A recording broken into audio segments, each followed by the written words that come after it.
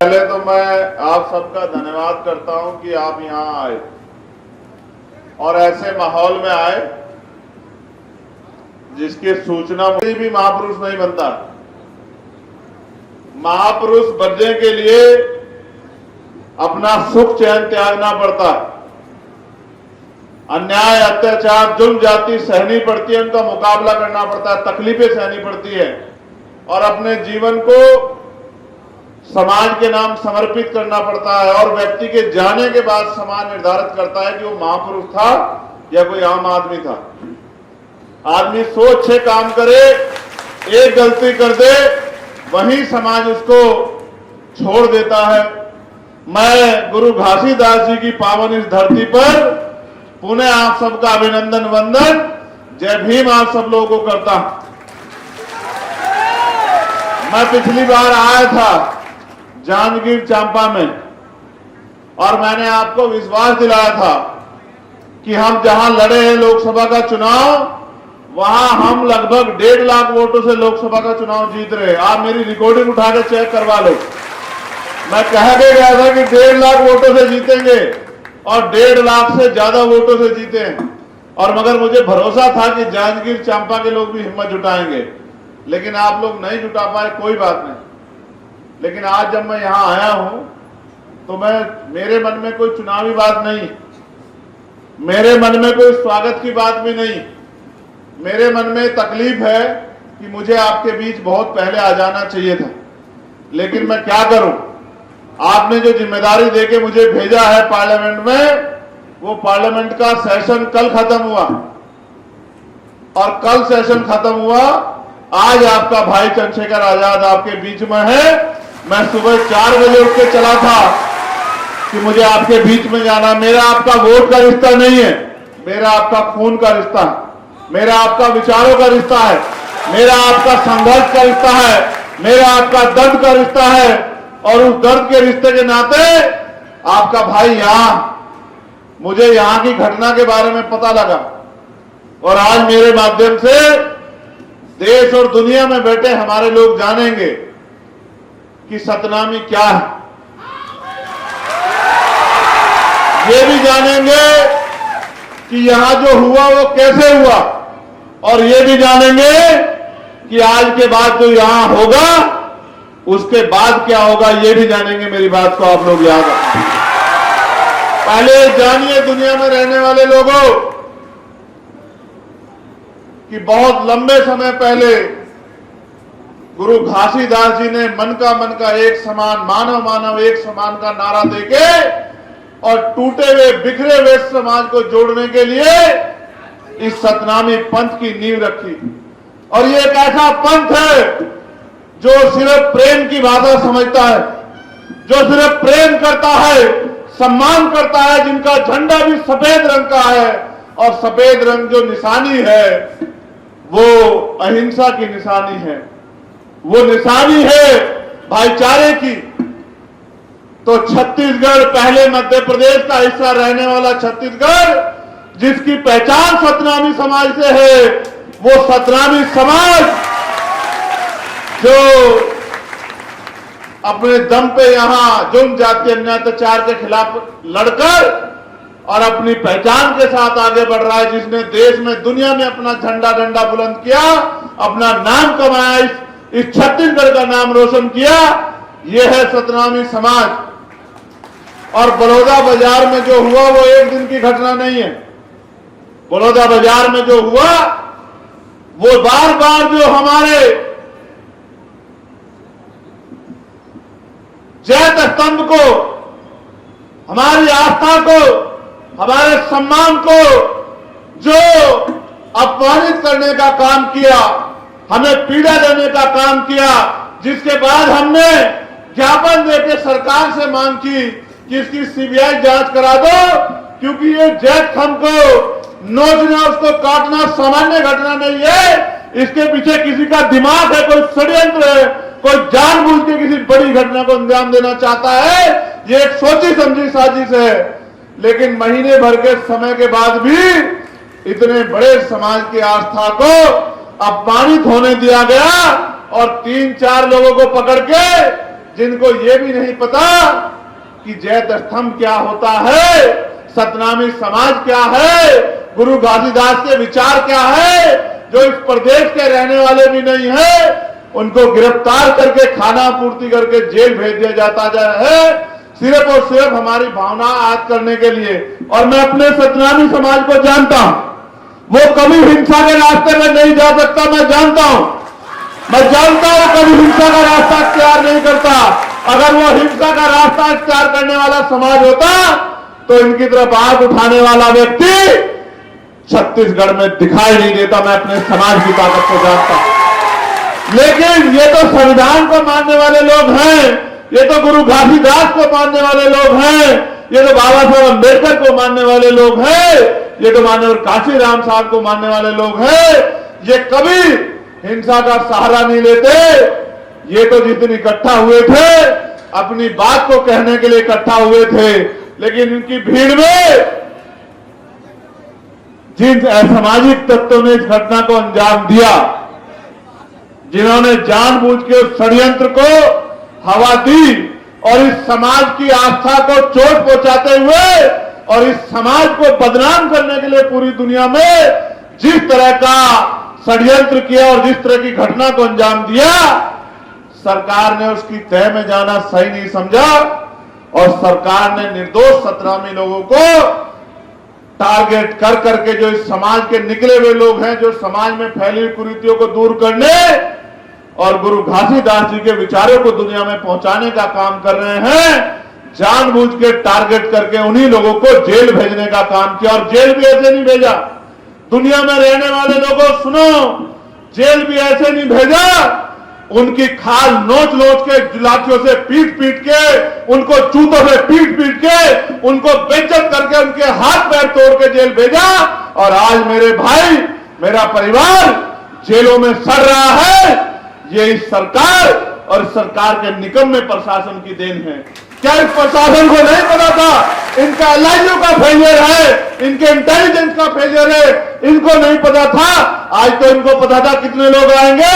आज तो जगह जगह बैरिकेडिंग लगा दी, आज तो गांव गांव में अनाउंसमेंट करा दिया कि मुकदमे हो जाएंगे, जेल भेज दिए जाओगे। आज तो डराने का काम किया। 1 महीना हमारे लोग आंदोलन करते रहे कि इसकी सीबीआई जांच करा दो, तब तो गहरी नींद में सो रहे थे कि हम नहीं जानते क्या हुआ, क्या हम बच्चे हैं, क्या हम दूध पीते बच्चे हैं? हमें नहीं पता कि किस तरह आंदोलन को कुचला जाता है, किस तरह से जो है आंदोलन को बदनाम किया जाता है, किस तरह अपने गुंडे भीड़ में घुसाकर और सतनामी समाज के निर्दोष युवाओं पे झूठे मुकदमे लगा के क्या करना चाहते हो, क्या दिखाना चाहते हो?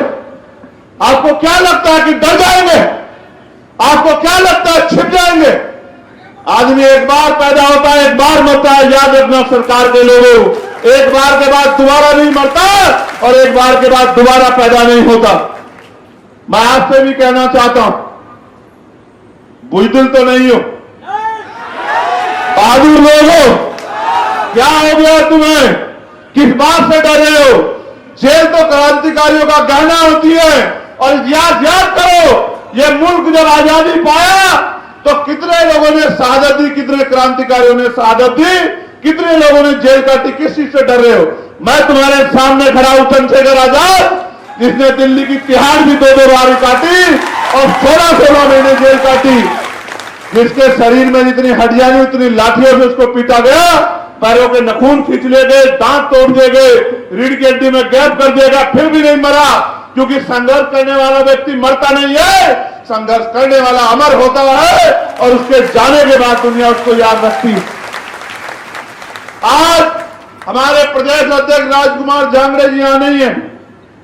वो बेचारे, पहले उनको एक्सीडेंट हो गया, बड़ी मुश्किल से उसकी जान बची आपकी प्रार्थनाओं से, गुरु घासीदास जी के आशीर्वाद से। फिर उसको दोबारा से चोट लग गई। वो किसी तरह से, उसको पता था कि उसके ऊपर शिकंजा कसा जाएगा। वो निर्दोष व्यक्ति किसी तरह से यहां से चला गया। उसको पकड़ के लेके आया। जिस दिन मैंने घोषणा करी कि मैं आने वाला हूं, इनको पता था कि राजकुमार जांगड़े और भीम आर्मी के लोग यहां रहेंगे तो लाखों लोग जुटेंगे और आपको जवाब देना भारी हो जाएगा। अभी मैं जब यहां आया तो मुझे बताया कि उसके पिताजी आए। ये राजकुमार जी के पिताजी हैं। ये सिर्फ राजकुमार के पिताजी नहीं है, ये मेरे भी पिताजी हैं, चंद्रशेखर आजाद के भी, क्योंकि वो हमारा नेता है यहाँ। वो हमारे लिए और आपके लिए 24 घंटे 7 दिन खड़ा रहता है। वो अपनी जान की परवाह नहीं करता। वो मेरा बहादुर सिपाही है। आज इनकी आंखों में आंसू देख के मुझे बड़ी तकलीफ हो रही। मैंने इनसे भी कहा कि क्रांतिकारियों के पिता आंसू नहीं बहाते, ये उनके संघर्ष का भी अपमान होता है। याद करो शहीद आजम भगत सिंह को जब फांसी की सजा हुई थी तो उन्होंने अपने पिता को, उनके पिता ने एक लेटर लिख दिया था अंग्रेजों को कि उनकी सजा माफ कर दी जाए, तो वो अपने पिता से लड़ पड़े थे। उन्होंने अपने पिता से कहा कि आपको कोई अधिकार नहीं है मेरी जंग में कूदने का, मुझे अपमानित करने का। उन अंग्रेजों के सामने, जिनके सामने मैं प्राणों की बाजी लगा रहा हूं, उनके आगे झुकने का, गिड़गिड़ाने का आपको कोई अधिकार नहीं है। मेरे संघर्ष को कमजोर मत करो। मैं आपसे भी कह रहा हूं, मैं वचन देके कहता हूं, मेरा वचन अटल है, याद रखना। मैं सरकार से कह रहा हूं, प्रशासन कराओ जेल बड़ी, छत्तीसगढ़ की जेल बड़ी कराओ। हम देखेंगे कितने लोगों को आप जेल भेजेंगे। हम आपकी हिम्मत देखने का काम करेंगे। आप याद रखें। और इसको आप आग्रह मत समझना। ये मेरी चेतावनी है सरकार को कि अगर वो गुंडागर्दी पे उतर आई है, अगर वो तानाशाही पे उतर आई है, अगर वो सत्याग्रही समाज को कुचलने पे उतर आई है, तो उसका जवाब देने के लिए चंद्रशेखर आजाद है। करो मुकाबला, हम लोग तुम्हारा मुकाबला करेंगे। मैं आज आया ये देखने के लिए क्या चल रहा है, तो मैंने देखा 14 FIR, 153 लोगों को गिरफ्तार किया गया। कितने निर्दोष लोग हैं किसी को नहीं पता। उसका उदाहरण है ये बहन बेटी है जिनके पति पत्रकार हैं। इनका नाम है उमा पुरेना, ग्राम कुसमी, थाना पलारी। इनके पति मीडिया में हैं। इन्होंने पूरे डॉक्यूमेंट लगाए हैं। मीडिया के साथी भी देख ले। उस बेचारे पत्रकार को उठा के जेल में भेज दिया क्योंकि कोई इनकी सच्ची आवाज बाहर ना पहुंचा दे, कोई जो अन्याय हुआ उसको बाहर तक ना पहुंचा दे। इनको लगता है कि जुर्म यही बंद हो जाएगा, नहीं होगा बंद। ऐसी कितनी एप्लीकेशनें मेरे पास हैं जो निर्दोष लोग हैं जिनको पकड़ के जेल में डाल दिया है। छत्तीसगढ़ सरकार को ये लगता है कि ये जानवर हैं, गूंगे बहरे लोग हैं, ये गाय बैल बकरी है कि इन पे जुल्म करो, लाठी बजाओ, इनकी खाल खींच लो, इनको जेल में ठूस दो, कोई नहीं पूछेगा। गिरफ्तारी कर रहे हैं। कानून ये है कि 24 घंटे के अंदर आपके उनके परिवार को इन्फॉर्म करना पड़ेगा। जिसके बच्चे को आपने गिरफ्तार किया है, जिस जेल में भेज रहे हो, आपको उनके परिवार को इन्फॉर्म करना पड़ेगा। कुछ नहीं कर रहे हैं। मैं तो खाकी वर्दी वालों की भी आवाज उठा रहा हूं कि इनको 8 घंटे की ड्यूटी कर दो। इनको बहुत तकलीफ सहनी पड़ती है, लेकिन आप भी सोचो, आपके भी परिवार हैं। जब आप पीड़ित होंगे तो चंद्रशेखर आजाद आपके साथ खड़ा होगा, खाकी वर्दी वालों, मेरे भाइयों।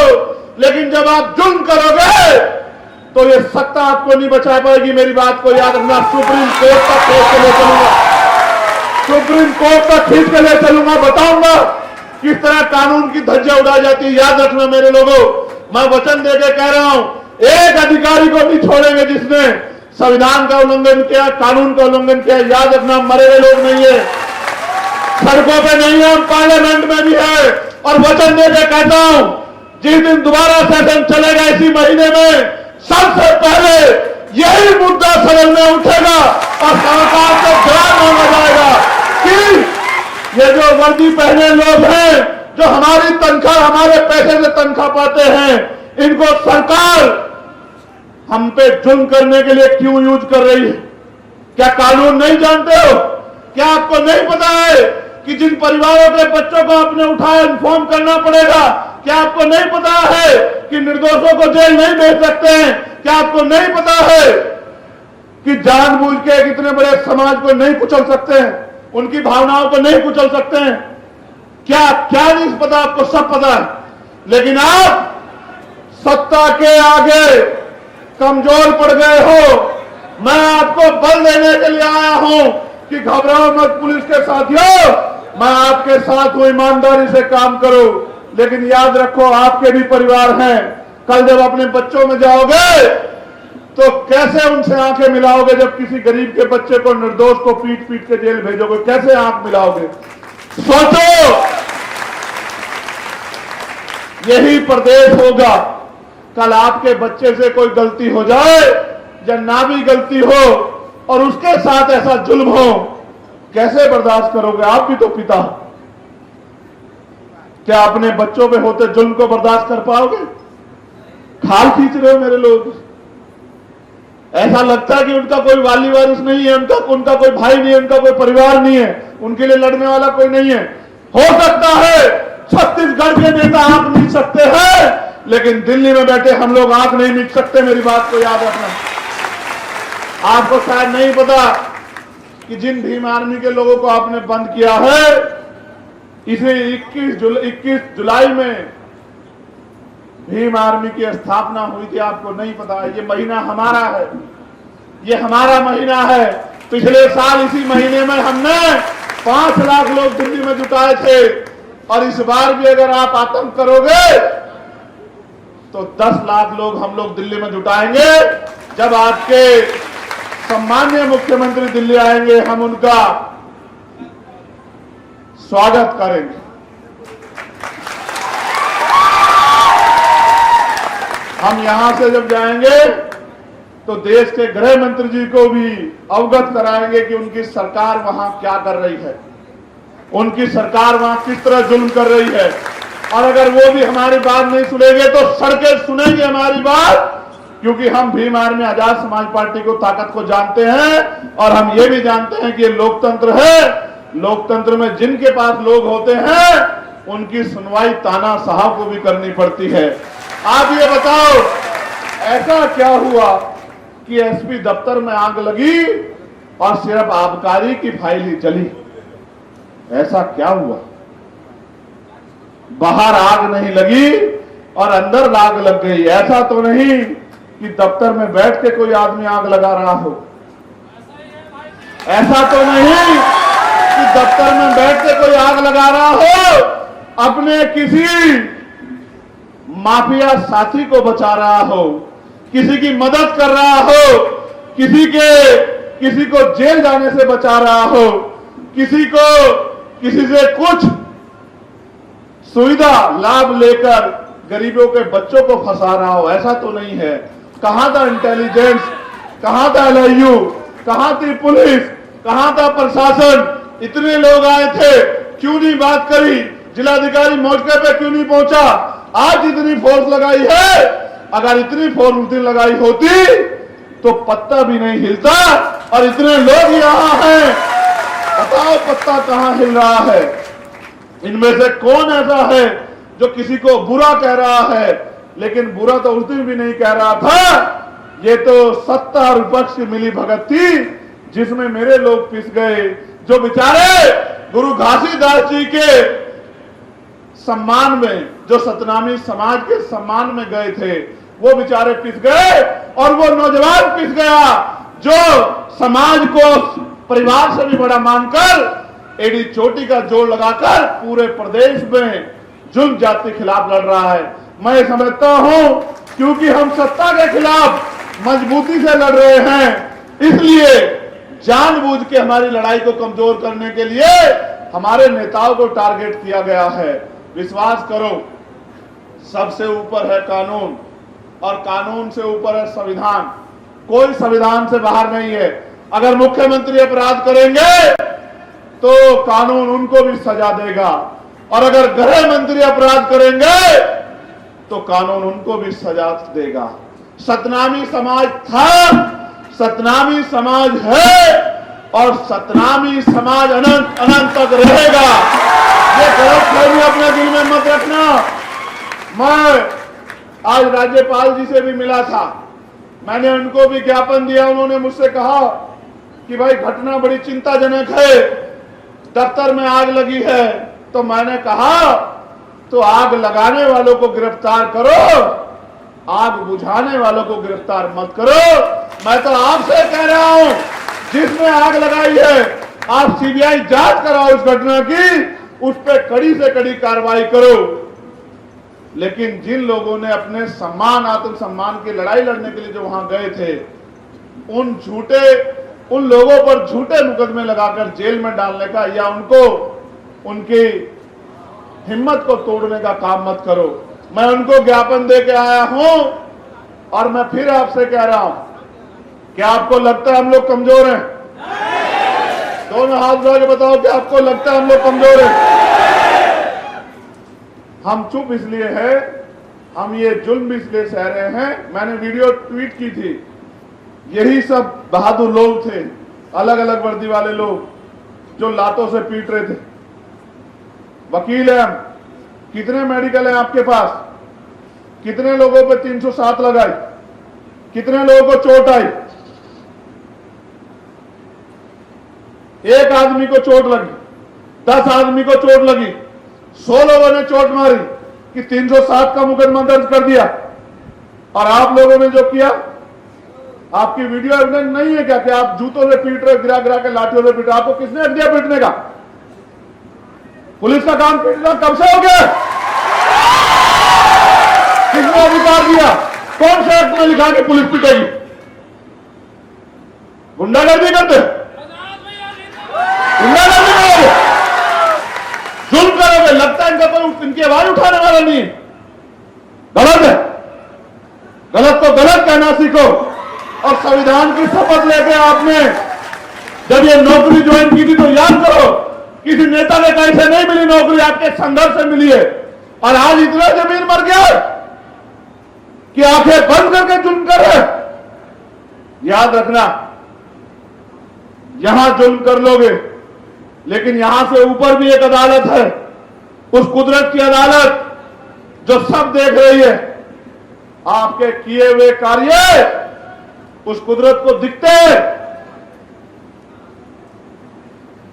मैं आपसे नाराज नहीं हूं, इसलिए क्योंकि पुलिस तो सरकार की होती है। मैं तो खुद से नाराज हूं कि हम यहां इतने ताकतवर नहीं है कि आपका ट्रांसफर पोस्टिंग कर सकें।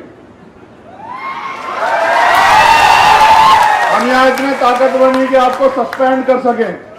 हम यहां इतने ताकतवर नहीं कि आप पे मुकदमा लगा के आपको जेल भेज सकें। हम अभी इतने ताकत नहीं है पॉलिटिकली। लेकिन आपको क्या लगता है, हम तो वहां भी उतने ताकतवर नहीं थे जहां हम ताकतवर बने। आपको क्या लगता है कि हम हमेशा ऐसे रहेंगे? आपको क्या लगता है आपके दिए हुए जख्म हम भूल जाएंगे?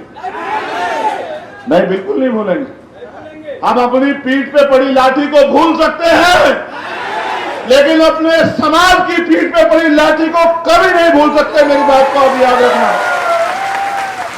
हम जानते हैं कि हम कमजोर हैं राजनीतिक रूप से। जब आपकी लाठियां हमारे खिलाफ उठती हैं तो नहीं सोचती। आपके आदमी को तो पत्थर लगा भाइयों, हमें तो मूछे रखने पे मारा जाता है, हमें तो घोड़ी पे बैठने पे मारा जाता है। आपको तो पत्थर लगा, आप तो घायल हुए, मैं उसको भी सही नहीं मानता, मगर हमें तो मार के लटकाया जाता है भाई। हमें तो मटकी छूने पे मारा जाता है। हम किससे नहीं लड़ते? हम तो अपने मुल्क में जुल्म सह रहे हैं।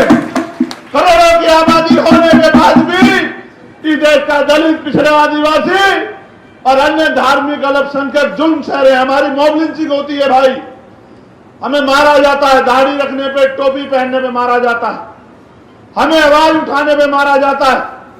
हम नहीं लड़ते, हम संविधान पे भरोसा रखते हैं। हम लड़ने वाले लोग होते तो आपकी हिम्मत नहीं होती, हमारे पंडाल में घुस जाते, आपकी संख्या इतनी नहीं। लेकिन आप जानते हो, क्योंकि लंबे समय से इनके नेताओं ने इनको ठगा है तो आप इनको बेसहारा मानते हो। लेकिन अब ये बेसहारा नहीं है, अब इन पे एक मजबूत आवाज है जो इनका नेता नहीं है, इनका भाई और इनका बेटा है, जो अपने प्राणों के बलिदान लगा देगा लेकिन इनको कमजोर नहीं पड़ने देगा। मैं आपसे भी कहता हूं, हाथ जोड़ के कह रहा हूं, इसे मेरी विनती मानो कि इस जुल्म को बंद कर दो। इसमें सबकी भलाई, और जिन निर्दोषों को आपने गिरफ्तार किया है उनको छोड़ दो।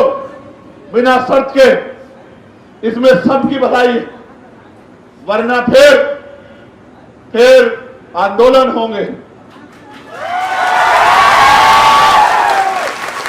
और इस बार आंदोलन अगर छत्तीसगढ़ में हुआ तो उसका प्रचार करेगा चंद्रशेखर आजाद गांव-गांव घूमकर। इसका प्रचार करेगा भीम आर्मी का एक पदाधिकारी, आजाद समाज पार्टी का एक पदाधिकारी, क्योंकि लोकतंत्र में आप हमें नहीं रोक सकते हो अपनी आवाज उठाने से। इसलिए मैं आपसे कहना चाहता हूं, जितना जल्दी हो सके किसी को खुश करने के लिए किसी पे जुल्म करना ये न्याय नहीं है। न्याय का सिद्धांत तो कहता है कि 4 दोषी बच जाएं, लेकिन एक निर्दोष को सजा नहीं होनी चाहिए। लेकिन आप तो पहले से जज बन गए, जूते से मारते हो। हम तो वो हैं जो चमड़ा उतारना जानते हैं, उसका जूता बनाना जानते हैं, समय आने पे उस जूते से इलाज करना जानते हैं। हमें जूते से मारते हो, मारो। आपके जूतों के दम भी देखेंगे। ये जूते भी हमारे लोगों द्वारा बनाए गए हैं, चिंता मत करो। उतार लो हमारी खाल उतार लो। हमें जूतों से मारो, हमें लाठियों से मारो, हमारी खाल खींच के जेल में बंद कर दो। हमारे लोगों का भी जमीर मर गया है, जो बाबा साहब अंबेडकर के संविधान की वजह से समाज को मिले आरक्षण पे नौकरी कर रहे हैं। हमारे नेताओं का भी जमीर मर गया है, इसलिए मारो, जी भर के मारो। जब तक आपका और आपके नेताओं का दिल खुश नहीं होता तब तक मारो। लेकिन याद रखना, समय बदलेगा। हम बदला नहीं लेंगे, हम बदलाव करेंगे। ऐसे सारे अधिकारियों से जिन्होंने गरीबों पे जुल्म हुआ उनकी नौकरियां छीन लेंगे, उनको बेसहारा कर देंगे, उनको मुकदमे लगाकर जेल में भेज देंगे। उनको एहसास कराएंगे कि जुल्म करना किसको कहते हैं, क्योंकि विधि के अनुरूप सब लोग बराबर हैं। और सरकार बड़ी बड़ी बात करती है पार्लियामेंट में, हमारे लिए बड़ी बड़ी बात करती है। यह है हमारा सच कि आजादी के 75 साल बाद भी हम लोग अपने मुल्क में जुल्म सह रहे हैं। ये हमारा सच। सुनो दुनिया में रहने वाले लोगों, हम इस देश में सुरक्षित नहीं है। कब नहीं पता किसको गोली लगेगी। मैं खुद इसका साक्षी हूं, मुझे 4 गोली मारी गई।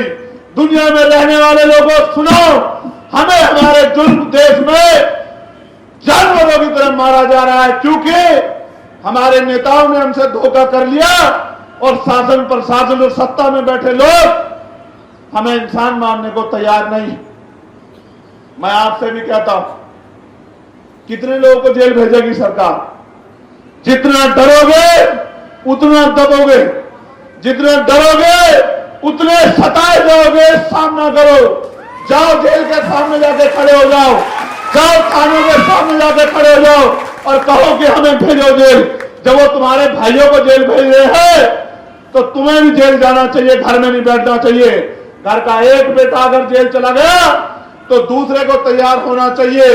आप सैनिक समझते हो, नहीं समझते हो? सीमा पर जब एक जवान शहीद होता है तो उस वीर जवान की मां ये नहीं कहती कि मेरा बेटा मर गया, वो कहती मेरा बेटा शहीद हुआ है, उसने देश के लिए बलिदान दिया है। मैं चाहूंगी मेरा दूसरा बेटा भी देश के लिए संघर्ष करे और बलिदान देने की नौबत आए। सतनामी समाज के लोगों, क्या हो गया तुम्हें? तुम वो लोग हो जिन्होंने दुनिया को रास्ता दिखाया है, तुम्हारी बहादुरी को क्या हो गया है? जाओ जेलों के सामने चले जाओ, जाओ थानों के सामने चले जाओ, हाथ बांध के जाओ कि करो हमें गिरफ्तार, भेजो जेल। जब आपके समाज को इस सरकार ने, इस प्रशासन ने, पुलिस ने विकलांग, कमजोर और निपटाने की तैयारी कर दी तो तुम अपनी बारी का इंतजार क्यों कर रहे? वैसे भी तो मर ही रहे हैं।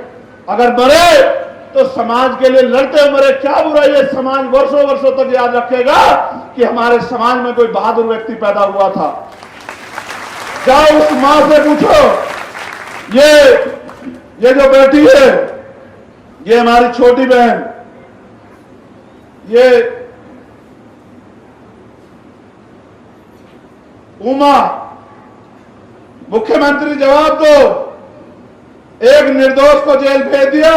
सीबीआई जांच तो हम ये मान लेंगे कि सत्ता और विपक्ष मिलके हमें उजाड़ने में तुल गया। सत्ता और विपक्ष मिलके हमें और हमारे पंथ को जमींदस्त करने के लिए लग गया, जो कि हो नहीं सकता। सतनामी थे, है और रहेंगे।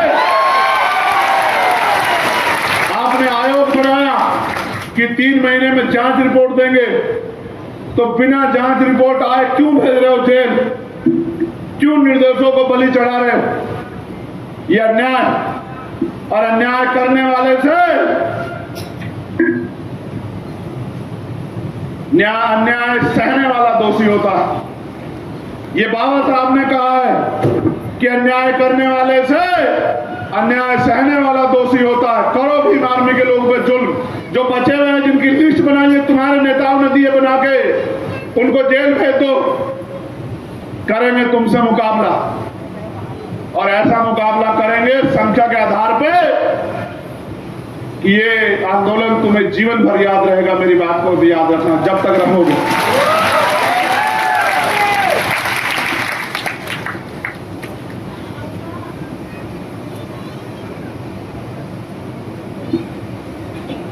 आयोजनकर्ता किशोर नवरंगे को रिमांड के समय जिलाधीश कार्यालय में ले जाकर उग्र रूप में वीडियोग्राफ किया जा रहा था। पुलिस ने उन्हें थाना बलौदा बाजार रिमांड में रखा। जब रिमांड में रखा, उस समय पुलिस द्वारा मारपीट व मानसिक प्रताड़ना व गाली गलौज, गुरु घासीदास बाबा जी का अपमान व सतनामी समाज का अपमान किया जा रहा था। ये स्वीकार नहीं होगा भाई। अगर आप गुरु घासीदास का अपमान करोगे तो ये स्वीकार नहीं होगा। उक्त घटना को पुलिस द्वारा जिला कार्यालय में शाम के समय आयोजनकर्ता किशोर नवरंगे को ले जाकर उग्र रूप में करके पत्थर फेंकवाना, ये सब का वीडियो ग्राफ लिया जा रहा था। इसका मतलब सब कुछ प्लान किया गया है, सब कुछ तैयार किया गया है। जानबूझ के षड्यंत्र करके सतनामी समाज को देश और दुनिया में बदनाम करने का एक षड्यंत्र किया गया है। इसलिए मैं पुनः मुख्यमंत्री जी से मांग करता हूं कि वो सीबीआई जांच कराए और दूध का दूध और पानी का पानी होने दे। जिसने अपराध किया उसको सजा मिलनी चाहिए, लेकिन उसकी आड़ में निर्दोषों को बलि पर नहीं चढ़ा जा सकता। मैं जितने परिवारों के बच्चे जेलों में हैं, मैं उनको विश्वास दिला कहता हूं कि मुझे बस 10 दिन चाहिए, मैं देश भर में अपनी तैयारी करूंगा और अगला आंदोलन जो पिछली बार दिल्ली में हुआ था वो इस बार दिल्ली में नहीं होगा, वो छत्तीसगढ़ में होगा। छत्तीसगढ़ को भी पता लगनी चाहिए, और वो आंदोलन भी अनिश्चितकालीन होगा। और वो आंदोलन तब तक चलेगा जब तक ये जुल्म खत्म नहीं होगा। आप यहां पहुंचे, किस तरह आपको डराया गया मैं जानता हूं, किस तरह बैरिकेडिंग लगा के नाम पते लिख के आपको कमजोर करने की साजिश रची गई। लेकिन यहीं से अंदाजा लगा लो, प्रशासन और पुलिस के लोगों, इतने डराने के बाद भी अगर मेरी एक आवाज पे इतने हजार लोग यहां इकट्ठे हो सकते हैं, तो जिस दिन मैं खुद यहां आंदोलन को नेतृत्व करने के लिए प्रचार प्रसार करूंगा, उस दिन छत्तीसगढ़ में कितना बड़ा आंदोलन होगा, इस बात को समझो। हम तो जुल्म सहने के आदी हो गए, लेकिन मैं समझता हूं कि हर चीज का अंत होता है, इस जुल्म का भी अंत होगा। मैं पुनः आप सबका धन्यवाद करता हूं और पुलिस के साथियों से आग्रह करता हूं, कम से कम घर जाके खुद से सवाल करना। आपकी मजबूरी हो सकती है, लेकिन जो आपके द्वारा किया जा रहा है क्या वो उचित है? नहीं है।